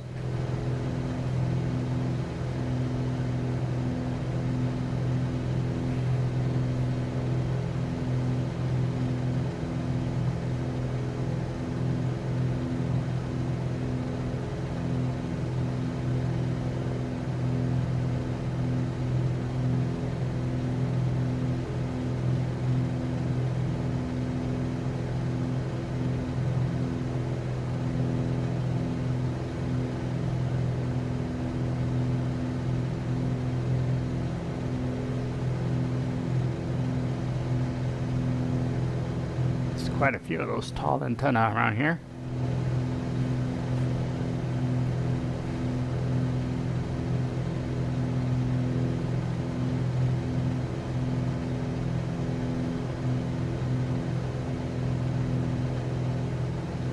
Florida looks nice, doesn't it?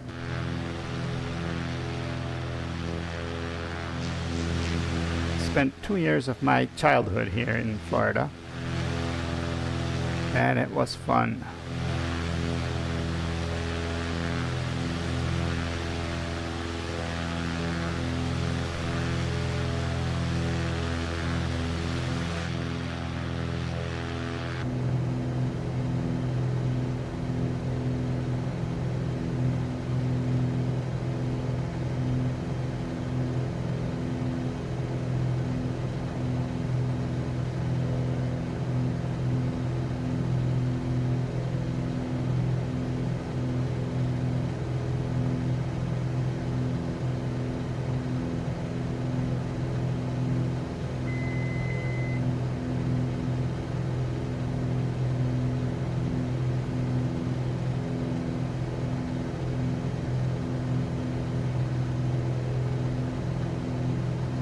Fort Lauderdale traffic, November 42 Mike Romeo Echo. 2,000 feet, about I'm about 5 miles to the south, inbound to land on runway 28 right, Fort Lauderdale.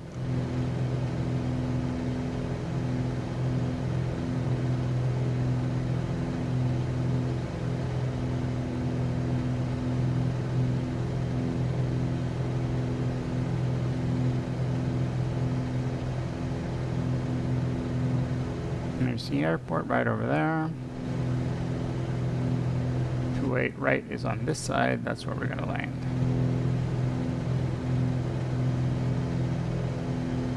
So now we're going to start descending.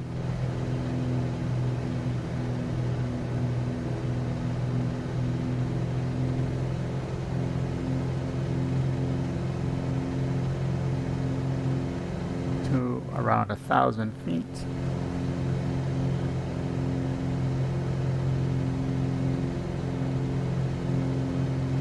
Is that a plane coming?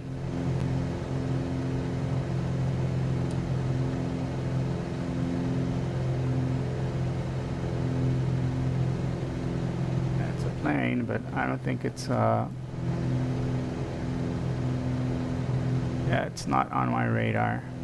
So that must be a drone.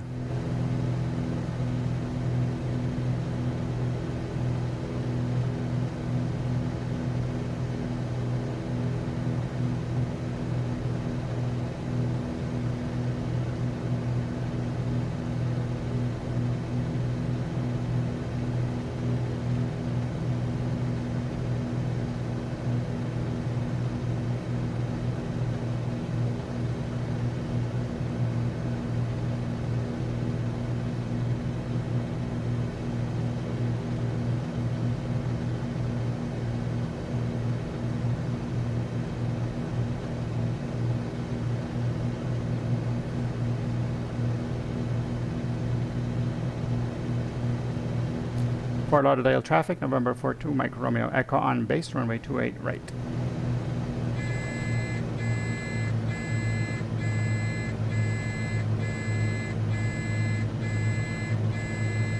Alright, let's get our gear down so that thing stops beeping at us.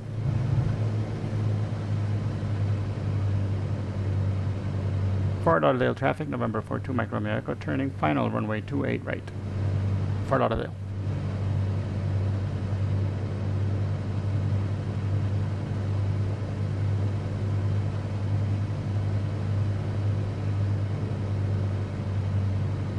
There's the airport.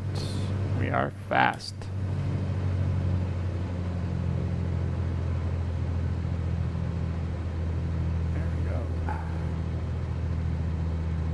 And let's lose some of that airspeed.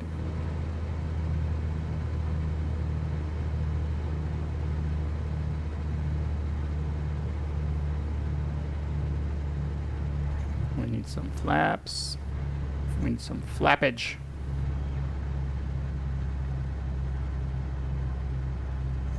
Let's get all the flappage.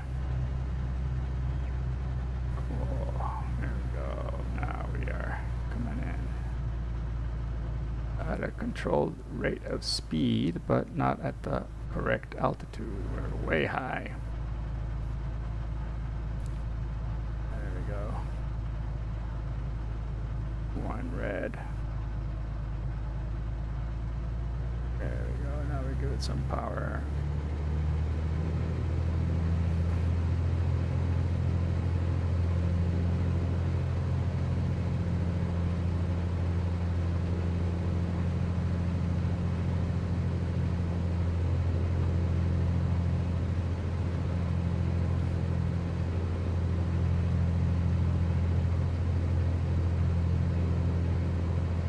Straighten her out and land it. We have touchdown.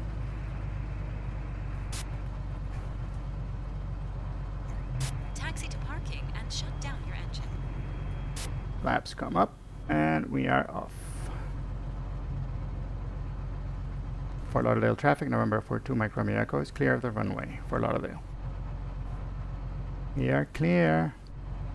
Clear, clear, clear. Was that dude that was behind us? Did he just land right behind us? Or he's just flying over us? I hear a jet, but I don't see him. Oh no, he's over there. Alright.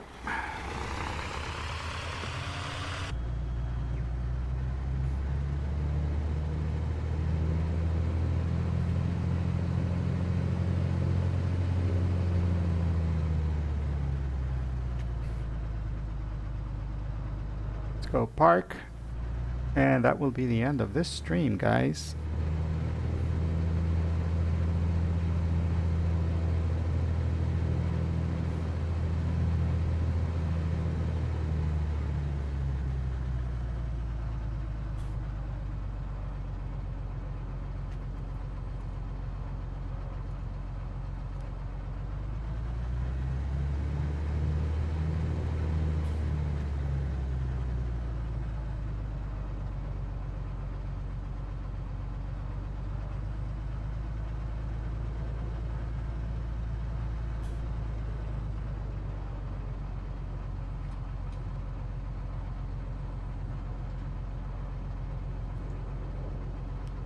Alright, brakes are on and we shut the puppy down. Welcome back.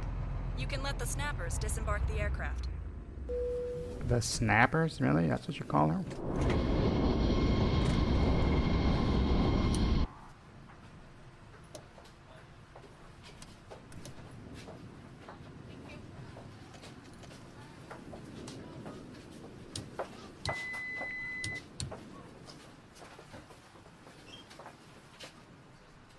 Right, plane is set. Everybody's out. Well, you can only open one or the other? Really? You can't open both? Oh no, there we go. Now both are open. Cool. Transporter, disembarking complete. I will call you when I have more tourists for you. Woohoo! And that's it. That was the flight. I hope you guys had a fun time, because I did. I had a great time flying. I hope you guys had a great time flying with me too. And you'll want to come back. Please give me a follow, and then I'll see you back here next time. And for those of you on Twitch, let's see if we can rate anybody. Do we have anybody that I can rate? Oh, I got nobody to rate. Well, I'm just going to turn the stream off. Have a beautiful, fantastic, lovely day. And I'll be seeing you on Sunday, I hope, for my normal stream. Bye, guys.